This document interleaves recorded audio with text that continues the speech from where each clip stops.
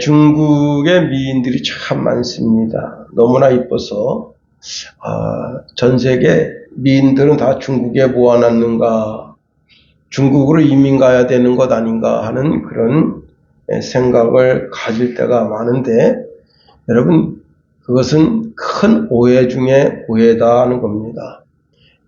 화장술이 얼마나 대단한가 하면 50대 먹은 여인을 화장술로 30대로 만들 수가 있어요. 그 다음에 두 번째는요, 스마트 어플입니다. 스마트 어플로 그 상대방의 나이를 5년, 10년, 15년, 20년을 줄일 수가 있어요. 얼굴에 잡티 하나 없는 것처럼 그렇게 만들어서 이제 틱톡이나 이런 데다가 동영상을 올리니까 너무 이뻐 보이거든요. 그렇습니다. 사실 여러분, 미인은 서울에 다 있습니다. 어머니가 미인이어서 미인인 것이 아니라 성형외과에서 그렇게 다 만들어줍니다. 야고보 사도는요, 우리에게 속지 말라 그렇게 말합니다. 야고보서 1장 16절에 내 사랑하는 형제들아 속지 말라. 많은 사람들이 이 세상에 좋은 것들이 있는 줄로 생각합니다. 그런데 그게 착각이다 하는 겁니다. 세상의 아름다움은 반드시 그 대가를 치러야 되는 겁니다. 성형수술을 하려면 얼마나 두렵겠어요. 얼마 전에 20대 아가씨가 성형수술 부작용으로 그만 그 침대에서 일어나지 못하고 영안실로 옮겨지게 됐습니다. 수술하고 난 뒤에 붕대, 얼굴 전신에 붕대를 감고 퉁퉁 부은 얼굴, 그 부은 얼굴 속에서 내 얼굴이 제자리를 잡아서 정말 내가 원하는 탤런트처럼 이뻐지겠는가. 그래요. 그렇게 해서 미인이 돼도 10년 정도 지나면 그때부터 수술 자국 부위가 문제를 일으키기 시작합니다. 여러분, 술 좋아하는 분들, 그 술 때문에 엄청난 대가를 치르게 되는 겁니다. 술 때문에 면허 정지되고 남춘천 사거리에서 피켓 들고 제발 술 먹고 운전하지 마십시다. 그렇게 이제 많은 사람들에게 마스크 쓰고 선글라스 쓰고 모자 쓰고 피켓 들고 참 얼마나 부끄러워요. 수치를 당하는 거죠. 마약은 또 어때요? 한순간의 황홀함 때문에 인생을 스스로 무덤에 만드는 겁니다. 이 세상에 좋은 것들은 반드시 그 대가를 치른다는 겁니다. 사람은 어리석게도 자신 스스로가 멸망시키는, 파멸시키는 짓을 합니다. 마음 깊은 곳에 자신을 파멸로 이끄는 아주 강력한 유혹이 도사리고 있다고 하는 겁니다. 에덴의 하와는 그 유혹을 받아들였습니다. 그 유혹이 죄를 만들고 그 죄는 자신의 영이 죽는 결과를 가져왔습니다. 정말로 영이 죽는 사건이 일어났습니다. 야고보 사도는 이렇게 경고합니다. 욕심이 죄를 낳고 죄는 점점 자라서 죽음을 가져옵니다. 말합니다. 2년 전인가요? 우리 성찬이 생일 됐을 때 친구들이 직구께 피카츄 모자를 선물했습니다. 그 선물을 주는 사람이 어떤 의미로 이 모자를 주었는지는 모르겠지만은 그 모자가 계속 우리 집에서 이리 돌아다니고 저리 돌아다니는 애물단지가 됐습니다. 성찬이는 그냥 버리세요 그렇게 말하지만은 그래도 선물 받은 것인데 하는 마음에 그렇게 이제 그 모자가 옮겨 다니게 됩니다. 모자 그러니까 또 생각나는 것이 있는데요. 제가 의무병으로서 이제 대대본부에서 일중대로 파견을 나갔는데 그때 그 중대장님이 약혼한 상태여 있는데 그 약혼한 그 아가씨가 좀 재력이 있는 집안이었어요. 그래서 이제 유럽을 여행을 가는데 여행 가서 어떤 모자를 사왔는가 하면 영국의 그 좀 귀족들이 말 타고 다니면서 사냥할 때 쓰는 그 모자 있잖아요. 그래서 위에 동그랗게 뭐 달려있고 그 다음에 귀를 이렇게 덮을 수 있는 그런 모자를 선물을 한 겁니다. 중대장님이 이제 저 보는 앞에서 야 김상병아 야, 이 모자를 언제 써볼까? 응? 이 모자를 언제 써볼까? 그러더니 중대 이제 순찰하러 돌아다닐 때 이 방탄모가 있고 그 다음에 그 모자를 늘 그 모자를 쓰고 있다가 뭐 이상한 군인차가 온다 그러면 잽싸게 그걸 벗고 또 방탄모를 쓰시고 그렇게 하셨던 것이 생각이 납니다. 여러분, 세상 사람들이 주는 선물은요, 그 의도가, 그 의미와 뜻이 어디에 있는지 몰라서 난감할 때가 많습니다. 사람에게 가장 아름답고 착하고 거룩하고 보배롭고 완전한 선물은 빛들의 아버지이신 하나님께로부터 온다 하는 겁니다. 이렇게 하나님께로부터 내려온 완전한 선물이 누구냐? 바로 예수라 하는 겁니다. 우리가 하나님께로부터 온 선물인 예수를 받았습니다. 본문에는 이 예수를 하나님이 비밀이라 했습니다.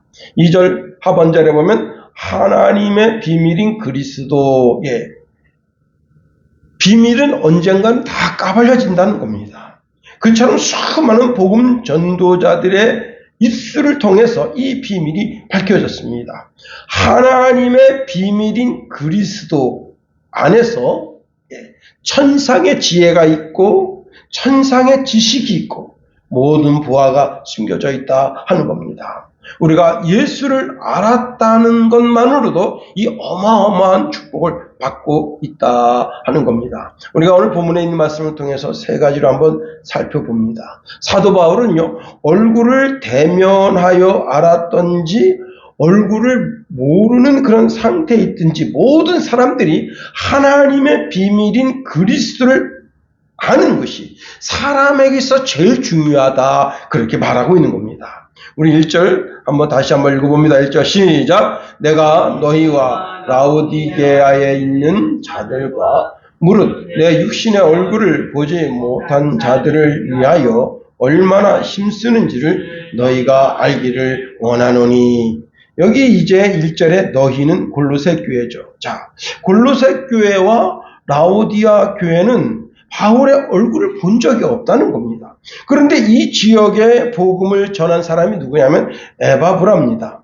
에바브라는 골로새 지역의 복음을 전하고 거기서 약 14km 정도, 16km 정도 떨어진 라오디게아 지역에도 복음을 전했는데 그 사람들도 그 복음을 받아들이고 그리고는 이제 그 지역의 교회가 들어서게 됐다고 하는 겁니다. 주석가들에 의하면은요, 바울이 3차 전도 여행 때 골로새 지역에서 240km 떨어진 지역까지 왔었다는 거예요. 그런데 이 골로새 교회가 세워진 지역이 루쿠스 계곡인데 이 루쿠스 계곡은 방문한 적이 한 번도 없다고 하는 겁니다. 사도 바울이 제3차 전도 여행 시에 갈라디아 북동 지역과 4대 지역을 통과하고 로마로 향하는 길인 에베소까지 여행할 수 있었다 하는 겁니다. 그렇기 때문에 제가 지금 열거한 그 지역과 이 골로새 교회가 있는 루쿠스 계곡까지는 상당한 거리여서 한 번도 이곳에 복음을 전하러 온 적이 없었다 하는 거예요. 제가 이제 중국 가서 그 중국의 지도자들을 만나는데 중국 지도자들이 이제 다 노동자들이에요.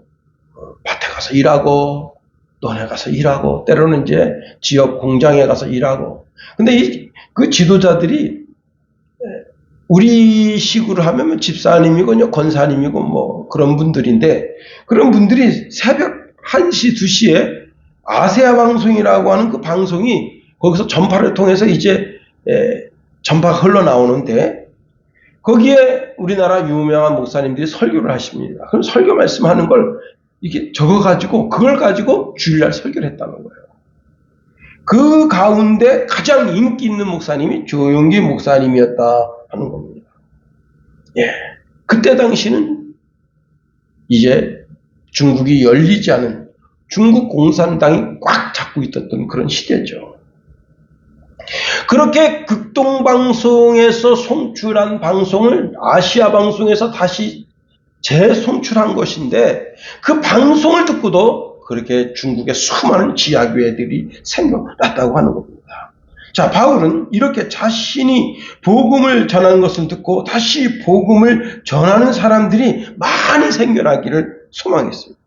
그래서 1절에 내 육신의 얼굴을 보지 못한 자들을 위하여 얼마나 힘쓰는지를 너희가 알기를 원하노니 그랬습니다. 여기 얼마나 힘쓰는지라는 뜻은 기본적인 뜻이 뭐냐면 싸우다라는 뜻입니다. 어떤 모임에 가기 위해서 전심전력을 다한다는 거예요. 이번에 이제 임영웅 씨 콘서트 표가 540만 원에 팔렸다네요. 18만 원짜리가. 그래도 그 표를 사서 그 모임에 가려고 전심전력하는 겁니다. 콘서트 하나 보기 위해서 전쟁을 하는 거예요. 강원도 춘천에 살면서 부산에서 하는 임영씨 그 콘서트를 보러 갔다 왔다. 비용만 100만 원 넘게 들었다네요. 그런데 그걸 기뻐하면서 그걸 이제 소셜 네트워크에 올렸습니다. 이번에 아마 춘천 지역에 또 그렇게 유명하지 않은 가수가 오는데 약 800석 좌석이라네요. 800석 좌석이 3일 만에 다 매진됐다고 합니다.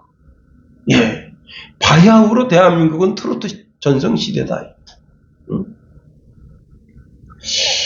어떤 분은 더 좋은 아파트에 살려고 힘씁니다. 어떤 분은 더 좋은 직장에 가려고, 어떤 분은 더 좋은 사업 아이템을 찾으려고 힘씁니다. 이렇듯 경쟁하는 사회다. 우리 그리스도인들이 경쟁하듯 싸우듯이 복음을 전해야 한다고 하는 겁니다. 바울은 골로새 또 라우디아 교회 그들은 얼굴을 보지 못했지만 얼굴 보지 못한 그들에게 더 확실한 복음이 전파되게 되기 위해서 이 골로새 편지를 쓰면서 마치 전쟁하듯이 반드시 이 귀한 소식이 알려져서 그들의 믿음이 확고히 서야 되겠다고 하는 열정으로 이 편지를 쓰고 있다고 하는 겁니다. 자, 바울이 걱정하면서 복음을 걱정한다면 그것은 복음을 위한 걱정이고, 바울이 눈물을 흘린다면 그것은 복음을 향한 눈물이고, 바울의 대적자들은 복음을 전하지 못하게 하려고 방해할 때 더더욱이 그는 전투하듯이 여러분 선수가 메달을 따기 위해서 얼마나 힘써 노력합니까? 오늘도 보니까 선수인지 아닌지 모르겠지만은 열심히 사이클을 타고 이게 외곽을 달립니다. 이 날씨에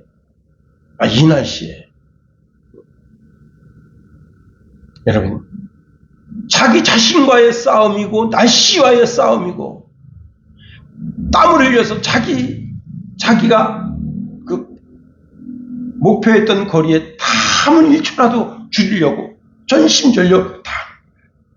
자, 바울이 이제 교도소에 들어갔습니다. 교도소에 들어갔다는 이야기를 듣고 많은 그리스도인들이 비웃었어요.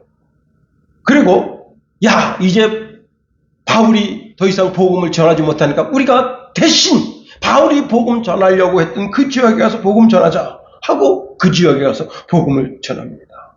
자, 그때 바울이 이런 말을 듣고 바울이 뭐라고 하느냐? 빌립보서 1장 18절에 보면 그러면 무엇이냐? 거칠애로 하나 참으로 하나 무슨 방도를 하든지 전파되는 것은 그리스도니 이로써 나는 기뻐하고 또 기뻐하리라. 저들이 나를 시기하고, 내가 지금 교도소 들어갔다고 해서 그것 때문에 나를 시기하고, 바울이 가는 못 가는 지역 내가 가서 복음 전해야지, 그리고 막 질투 시기가 나서 전도해도 그래도 전파되는 게 그리스도니까 그것이 비록 시기심에 일어났을지라도 그것은 옳은 것이다 하는 겁니다. 여러분, 바울은 어떻게든지 복음이 확장되어져서 하나님의 비밀인 그리스도가 만천하에 풍성하게 되기를 원한다는 거예요. 오늘 우리가 이 마음을 품어야 될 줄 믿습니다. 바울은 전쟁하듯이 복음을 전하는데 우리가 가만히 있으면 안 되는 겁니다. 전투하듯이 내가 복음을 전하면 저가 산다, 내가 복음 전하지 않으면 저 사람 죽는다, 그런 마음으로 여러분 상대를 살리는 마음으로 여러분 최소한 총상으로 평생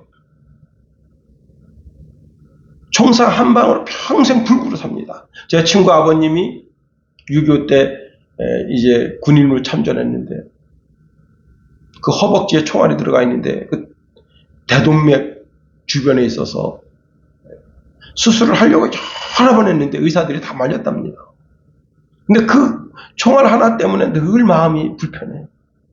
날씨가 궂으면 정상적인 걸음을 걷다가도 이게 다리를 절게 되고, 그리고 허리에도 이제 파편이 박혀 있는데 허리 신경 건드릴까봐 그렇게 사시다가 그렇게 돌아가셨어요. 여러분, 세상의 전쟁은 죽이는 전쟁이에요. 지금 북한에서 만드는 155마리 포탄이 지금 우크라이나에 가서 떨어지고 얼마나 많은 사람이 죽고, 그 다음에 또 그 포탄이 이스라엘 가서 떨어지고, 그래서 지금 이스라엘의 보복이 북한에 있지 않겠느냐 하는 그런 염려가 있는 겁니다. 그런데 우리가 전하는 복음은 죽이는 것이 아니라 살리는 것이다. 사람을 살리고 그 영혼을 살리는 것이다.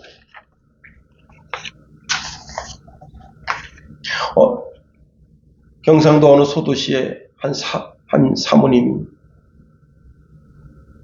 18층에서 자살을 하고 뛰어내렸어요.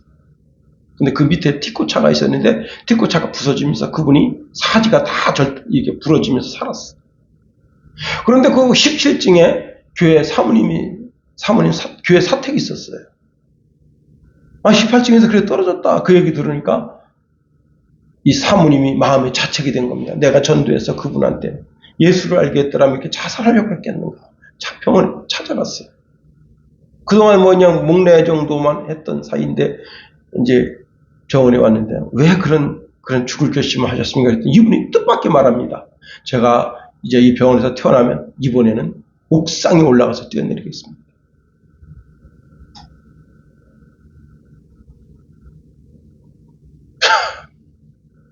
왜 그런가 했더니 자기 남편이 바람나서 저렇게, 그리고 그냥 시집간 딸이 그냥 남편이 바람나서 저렇게, 아들놈 장가가는데 딸은 기집년 차고 또 바람 피고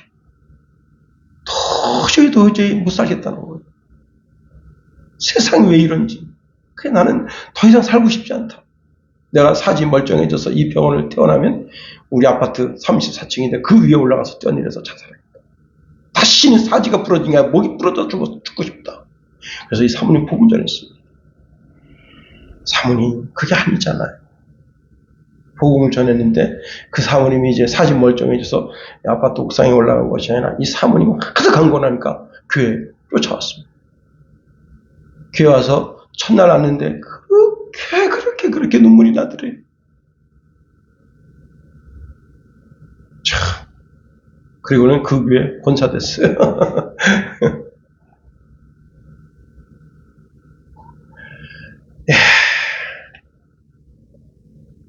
우리는 영적인 전쟁은 살리는 전쟁이다. 영혼을 살리는 전쟁이다. 두 번째로, 우리가 이 복음 속에는 엄청난 비밀이 숨겨져 있다는 사실입니다.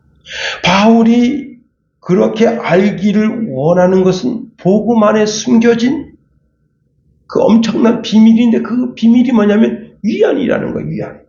자, 우리가 하나님의 비밀인 그리스도를 알게 되면 아주 놀라운 일이 생깁니다. 그 놀라운 일이 우리 마음의 영적인 변화가 일어납니다. 자, 본디 마음이라고 하는 것은 우리 마음 속에서 모든 행동을 일으키는 중심기관이 우리 마음이에요. 우리 마음 속에서 감정을 느낍니다. 또 욕망과 정욕이 자리 잡고 있고요. 그 속에서 기쁨과 고통과 슬픔과 사랑이 자리 잡고 있습니다. 마음 중심 내부에는 영혼의 모든 힘과 기능의 근원이 자리 잡고 있다 하는 겁니다. 여러분, 그 철수의 마음이라고 하는 그림이 있어요. 제가 그 그림을 한번 보여주려고 했다가 그냥 말로 다 설명하자. 그런데 예수 믿지 않는 사람의 그 마음 중심에는 마귀가 자리 잡고 있고, 그 마귀가 그 사람 속에 여러 가지 마음의 형태로 나타납니다. 어떤 상태로 나타나는가 하면 잘난치 않은 공작새, 자기 지기 싫어하는 염소, 욕심내는 돼지, 집요한 부유의 거부, 그 다음에 혈기내는 호랑이, 자기 입장에서 이간질하는 뱀, 그리고 말의 도구로 사람을 죽이는 두꺼비. 자, 이 모든 것이 인간의 본성 속에 숨어 있는데 그 인간의 본성을 마귀가 찾고 있다는 겁니다. 그런데 그 사람 속에 예수가 들어가면 실로 놀라운 일이 생기는 거예요. 그 들어온 것이 다 쫓겨나가는 거예요. 예수님 이렇게 말씀하십니다. 마가복음 7장 21절에 보면 속에서 곧 사람의 마음에서 나오는 악한 생각, 곧 음란과 도덕질과 살인과, 마태복음 15장 11절에 보면 입으로 들어가는 것이 사람을 더럽게 하는 것이 아니라 입에서 나오는 것이 사람을 더럽게 하니라. 그 내면의 마귀가 그 사람의 모든 지정의를 붙잡고 있는 거예요. 감정, 그리고 계획, 의지, 모든 걸 붙잡고 있으면서 그 사람 본성에서 나오는 그 모든 것이 다 추잡하고 더럽고 인간 본성이 죄악뿐이다. 그런데 그 사람 속에 예수가 들어가게 되면 놀라운 일이 생기는데 그 사람 마음 중심이 하나님을 찾아간다. 그 마음 중심에 예수님이 계시기 때문에 예수님이 말씀의 근원이시라 말씀 따라 살려고 하는 몸부림이 그 사람 속에서 일어나기 시작합니다. 마음 중심에 하나님이 계시고 마음 중심에 하나님이 계시니 하나님을 신앙하는 신앙, 그리고 도덕적인 삶, 윤리적인 삶, 그 이상의 삶을 살려고 몸부림치게 된다고 하는 겁니다.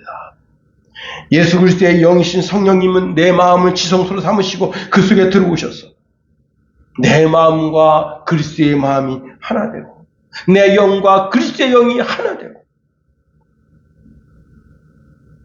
그 말씀이 내 속에서 살아서 움직이기 시작한다. 히브리서 4장 12절 13절에 보니까 하나님의 말씀은 살아있고 활력 있어 좌우의 날선 어떤 것보다 예리하여 혼과 영과 및 관절과 고수를 찔러 쪼개기까지 하며 또 마음의 생각과 뜻을 감찰하나니 지으신 것이 하나도 그의 앞에 나타나지 않을 것이 없고 우리의 결산을 받으실 이의 눈앞에 만물이 벌거벗은 것 같이 드러나느니라.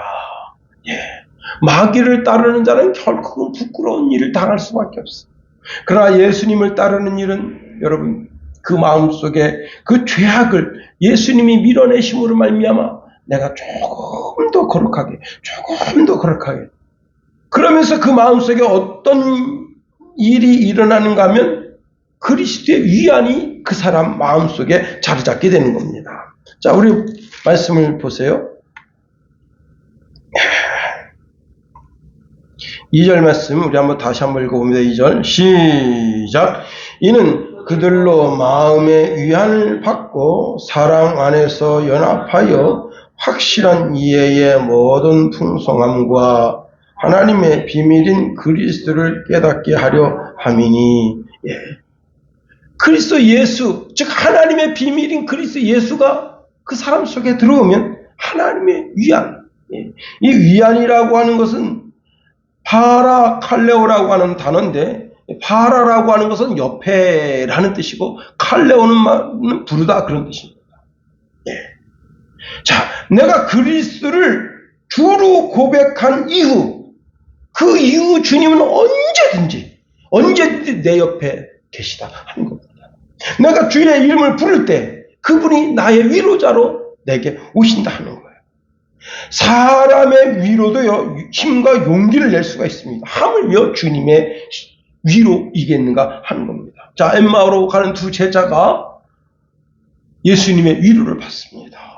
그러니 그 엠마오에서 그 밤에 다시 예루살렘에 올라와서 우리에게도 예수님, 부활하신 예수님이 나타났다고 그들에게 힘과 용기를 북돋아 주는 거예요.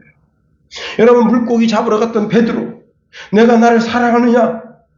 주님, 여러분 책망하실 수도 있어요. 야, 너 수제자, 으뜸 제자라며 너 이따구로 하려고 수제자 자리 차지했었냐? 하고 책망할 수 있는데 주님 그렇게 하지 아니하시고 그 베드로를 위로하십니다. 내가 나를 사랑하느냐 물으시고. 그렇습니다. 하나님은 우리가 하나님의 이름을 부를 때 그분은 내게 오셔서 나의 존재감을 일깨워 주십니다. 솔로몬에게 약속해 주셨어요. 솔로몬이 이제 성랑식을 할 때 그때 내가 인간의 손으로 신의 전을 지어드리다니 너무 감격했어. 하나님, 감격하면서 할 때 하나님이 뭐라 말씀하십니까? 참 기가 막힌 말씀을 주십니다. 성경에 이렇게 말씀하네요. 밤에 여호와께서 솔로몬에게 나타나 그에게 이르시되 내가 이미 내 기도를 들었고 이곳을 택하여 내가 제사하는 성전을 삼았으니 혹 내가 하늘을 닫고 비를 내리지 아니하거나 혹 메뚜기들에게 토사를 먹게 하거나 혹 전염병이 내 백성 가운데 유행하게 할 때에 내 이름으로 일컫는 내 백성이 그들의 악한 길에서 떠나 스스로 낮추고 기도하여 내 얼굴을 찾으면 내가 하늘에서 듣고 그들의 죄를 사하고 그들의 땅을 고쳐주겠다 말씀하십니다. 여러분, 하나님은 그 눈으로 기도하는 자, 찬송하는 자를 찾으시고 그가 눈물의 기도를 할 때, 눈물의 찬송을 할 때 그와 함께 하시고 그로 하여금 부끄러움을 당치 아니하시게 해주신다 하는 겁니다. 더 나아가 그리스도를 아는 자에게는 아름다운 신비한 연합이 일어난다 하는 겁니다. 2절 중간절에 이렇게 말씀하고 있네요. 이는 그들로 마음의 위안을 받고 사랑 안에서 연합하여, 이 연합하다라고 하는 뜻은요 많은 뜻을 가지고 있는데 결합하다, 하나로 만들다라는 뜻인데 여기서는 그런 뜻도 있지만 더 중요한 뜻이 뭐냐면 몸과 머리가 하나 되다 그런 뜻이에요. 몸과 머리가 하나가 된다. 그럼 머리는 누구냐? 그리스도죠. 자, 우리가 하나님의 비밀인 예수 그리스도를 깨닫고 그 예수 그리스도를 구주로 믿게 되면 그분으로부터 위안을 받고 더 나아가 그분이 내 머리가 되는 놀라운 역사가 생겨나는 겁니다. 그리스도는 나의 머리가 되니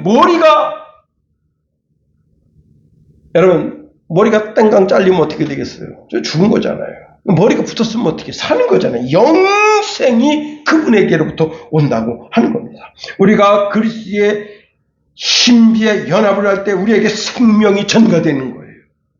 그리스도의 영이 우리에게 전가되는 거예요. 더 놀라운 것은 그러한 연합이 나와 그리스도와의 신비한 연합이 있고 그리고 나와 다른 지체와의 또 신비한 연합이 생겨나게 되는 겁니다. 이 땅에 모두 예수 그리스도를 구주로 고백하는 모든 사람들과 함께 다 하나의 교회가 되는 거예요. 우리 몸에 지체가 많이 있잖아요. 그죠? 머리가 있고 머리에도 말이야 눈이 있고 귀가 있고 코가 있고 입이 있고 그 다음에 이 안에 또 뇌 안에 보면 말이죠. 대뇌가 있고 소뇌가 있고 많은 기관이 있잖아요. 그런 것처럼 손, 발이 있고 말이죠. 오장육부, 사지백체가 있는 것처럼 그렇습니다.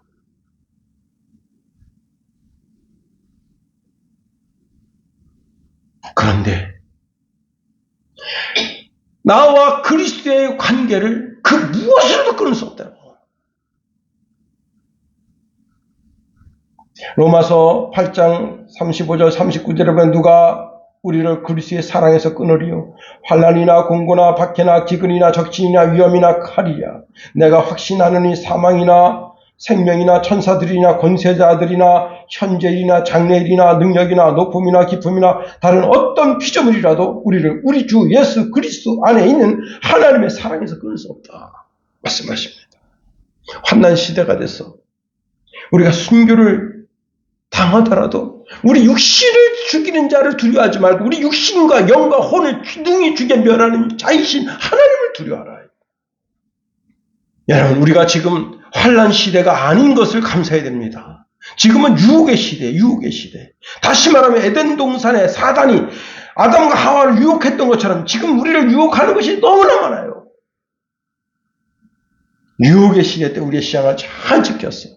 이 주님과 나와의 그 신비의 연합과 나와 성도와의 신비한 연합이 잘 형성되게 되기를 예수님의 이름으로 축원해 드립니다.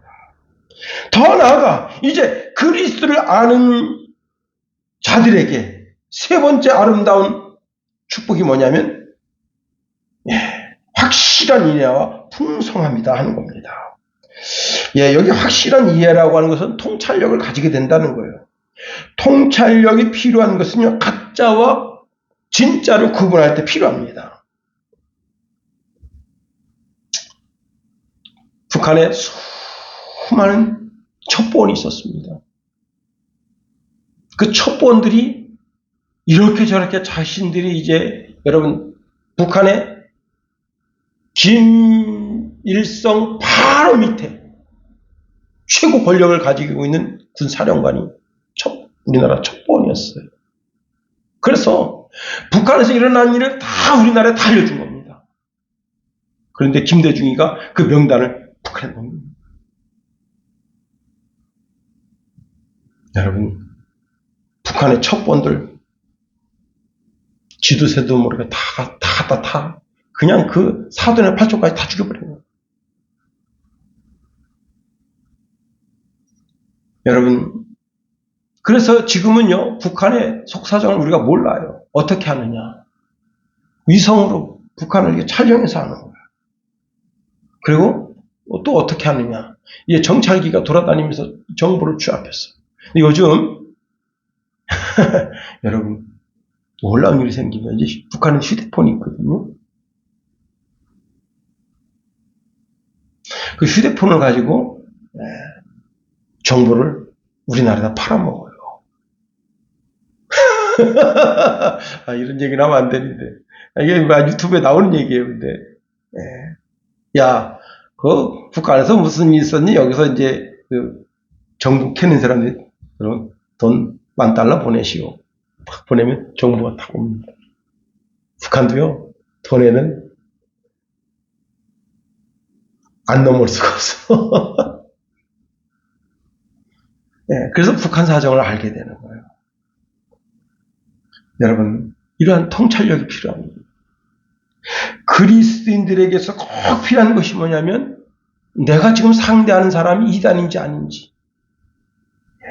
요즘 우리 순양교회 어떤 쪼다가 계속 이만희 편지를 보냅니다. 난 누군지 알아요. 그 사람이 누군지. 진짜 버리는 것도 귀찮아 죽겠어요. 일주일에 한 통씩 계속 옵니다. 그럼 새벽에 오면 이만희는 저저저 지금 저기 쓰레기통에 들어가 있어요. 우표가 아깝잖아요. 편지 봉투 가깝고 다 인쇄해서 보내는 건데. 참, 이만희를 여호와 하나님이라고 섬기는 쪼다가 있다니. 왜요? 분별력이 없어서 그런 거예요. 분별력이. 여기 확실한 이해라고 하는 것은 그리스도를 정확하게 하는 이해력입니다. 내가 믿는 예수를 역사적으로 잘 알려면 사복음서를 보면 알 수 있어요. 그런데 신학적으로 잘 알려면 요한복음을 보면 알 수 있어요. 성경은 우리의 신앙의 교과서다 하는 겁니다. 우리 내면에 이미 하나님이 주시는 부유함이 가득합니다. 사도 바울은 고린도 후서 6장 10절에 근심하는 자 같으나 항상 기뻐하고 가난한 자 같으나 많은 사람을 부유하게 하고 아무것도 없는 자 같으나 모든 것을 가진 자가 바로 자기라 했습니다. 여러분, 우리 주님이 가난하게 되시면 주님의 가난을 통해서 우리로 하여금 부유하게 하시기 위함이다 하는 거예요. 하나님이 아브라함 부르십니다. 아브라함을 부를 때 그 부름에 엄청난 축복이 들어있어요. 내가 너로 큰 민족을 이루고 내게 복을 주어 내 이름을 창대케 하리니 너는 복의 근원이 될지라. 너를 축복하는 자에게 내가 복을 내리고 너를 저주하는 자에게 내가 저주하리니 땅의 모든 족속이 너를 말미암아 복을 얻을 것이니라 하신지라. 여러분, 버릴 건 버릴 줄 아는 이해력, 취할 건 취할 줄 아는 이해력, 이게 필요합니다. 유태영 박사님, 우리나라의 새마을 운동을 일으킨 장본인입니다. 근데 그는 가난한 농부의 아들을 태어났어요. 그 부모님은 형편이 못 되어서 이 아들을 공부시킬 만한 그런 능력이 없습니다. 그런데 유태영 박사는 어릴 때부터 아주 똑똑한 젊은이로 인정을 받아서 국민학교를 아주 우수한 성적으로 졸업합니다. 초등학교, 이제 국민학교 5학년 때부터 교회를 다니기 시작했는데, 하나님께 기도하면 무엇이든 들어주신다는 주일학교 선생님의 말씀을 믿고 중학교를 다니게 해달라 기도했습니다. 그리고는 국민학교를 마치고 그 다음에 통신중학교를 다니면서 서울에 올라와서 구두 닦기를 시작했어요. 그렇게 해서 야간 고등학교를 다니며 졸업했습니다. 여러 번 굶고 남의 집 쓰레기통을 뒤져서 먹을 것을 구하기도 했고, 한강에 얼어붙은 추운 겨울에 냉방에서 내복도 없이 그렇게 추운 밤을 지내면서 새벽 기도하는 교회 가서 거기서 몸을 녹이고, 햇빛이 나면 교회 담 밑에서 몸을 녹이면서 그렇게 생활했습니다. 자, 유태영 박사는 전쟁 당시에 황폐화된 덴마크가 농촌의 협동조합 운동을 일으켜서 또 놀랍게 새롭게 재건하는 것을 보고, 내가 덴마크로 유학 가야 되겠다. 근데 그때 당시에는 우리나라하고 덴마크 무슨 교류가 없어요. 그러니까 우리나라에 무슨 대사관이 있고 뭐 그런 게 아니에요. 아무것도 없어요. 그런데 여러분, 덴마크 국왕에게 편지를 썼습니다. 이렇게 편지를 썼어요. 오직 바라는 건 한국 농촌이 잘 사는 것입니다. 덴마크처럼 훌륭한 나라에서 배워 우리나라 농촌을 잘 살게 하는데 이바지 내 인생을 바치겠습니다. 그러니 귀국에서 제 생활비와 제 장학금을 대줄 수 있겠습니까? 이렇게 편지 썼는데요. 더 기가 막힌 것은 겉봉투에 이렇게 썼습니다. 덴마크 주소를 이렇게 쓴 거예요. 덴마크 코펜하겐 프레드릭 9세 국왕 폐하. 이렇게만 쓴 거예요. 그리고 이걸 붙였는데 이게 가겠어요, 안 가겠어요? 안 가지. 이게 어떻게 가겠어요? 덴마크 주소를 정확하게 쓴 것도 아닌데. 그런데 이 편지가 덴마크에 전달된 겁니다. 40일 뒤에 편지가 왔어요. 당신이 원하는 기간과 장소에서 공부할 수 있도록 우리 정부가 책임지겠다. 그래가지고 고작 80달러를 손에 쥐고 덴마크 유학에 갔습니다. 그래서 6개월 동안 공부했는데 유럽을 한번 돌아보고 싶어요. 근데 돈이 없어. 그래서 다시 국왕한테 편지 썼습니다. 유럽 제국과 농촌 정책을 비교할 실찰 기회를 달라 그랬더니 덴마크 정부에서 이 사람에게 3만 달러를 지원했습니다. 독일, 프랑스, 벨기에, 네덜란드, 루셈부르크, 오스트리아, 스위스, 이탈리아 수많은 나라를 다니면서 그 나라가 어떻게 경제적인 부흥을 일으키는가 보게 된 거예요. 영적인 배짱을 가지세요. 이 세상의 수많은 그리스도인들은 다 나의 지체, 나의 형제들, 그들은 나를 도울 수 있는 자들이에요. 하나님 아버지 안에 숨겨진 비밀인 예수 그리스도, 그 예수 그리스도를 구주로 믿는 모든 자들은 다 나를 도울 자들이다. 세계와 민족과 대한민국 조국을 위해서 하나님의 사람으로 멋지게 붙들림 받아서 쓰임 받아야 되는 겁니다. 하나님 아버지의 비밀인 그리스도 예수를 우리에게 주셨어요.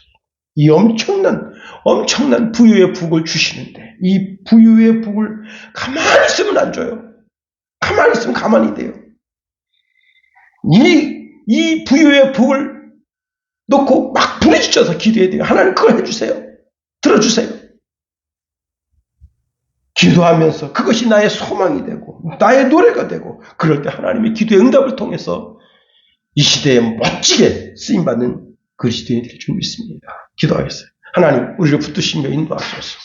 하나님 우리에게 하나님의 비밀이신 그리스도 예수를 다 알게 해주셔서 예수 그리스도를 알므로 이 엄청난 축복을 받게 하시니 감사합니다. 예수님을 안 것만도 축복인데 예수님을 아는 것을 통해서 전 세계에 하나님의 부유함을 받아 누리게 하시는 은혜가 우리 속에 있는 줄 믿습니다. 하나님 그 부유함의 복을 다 받아 누리는 주의 신령한 백성 다 되게 하소서. 예수님 이름으로 감사하며 기도합니다. 아멘. 예, 우리 28장 그리고 주기도문 하겠습니다.